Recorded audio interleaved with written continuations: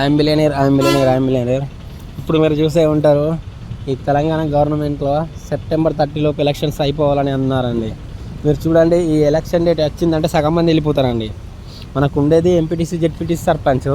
అందులో డేట్ ఉంటుంది కదా మనకు, నామినేషన్ డేటు ప్లస్ ఎప్పుడు ఎలక్షన్స్ స్టార్ట్ అయ్యే డేటు, మళ్ళీ ఫ్రీజింగ్ డేటు, అందులో కొంతమంది విత్డ్రా తీసుకునే డేటు, ఎలక్షన్ డేటు, మన రిజల్ట్ డేటు.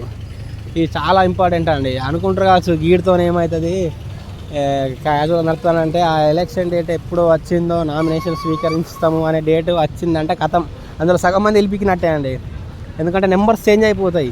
ఇప్పుడు కొంతమంది జనవరిలో, ఫిబ్రవరిలో, మార్చిలో పుట్టిన వాళ్ళకి ఉంటుంది, వాళ్ళకు నెంబర్ కూడా వస్తుంది. డిసెంబర్లో, సెప్టెంబర్లో పుట్టిన వాళ్ళకి వాళ్ళకు ఒక నెంబర్ వస్తుంది. మళ్ళీ తేదీలల్లో డిఫరెన్స్ వస్తుంది. కథం మీరు చూడండి, ఉండేది ఒకటే ఎంపీటీసీ, జెడ్పీటీసీ, సర్పంచ్ పోస్టు. క్యాజువల్గా ఆ ఏరియాకు 3-4 అప్లై చేస్తారు. వాళ్ళు గెలిచిందంటే వాళ్ళకు అదృష్టం సెట్ అయినట్టే కదా.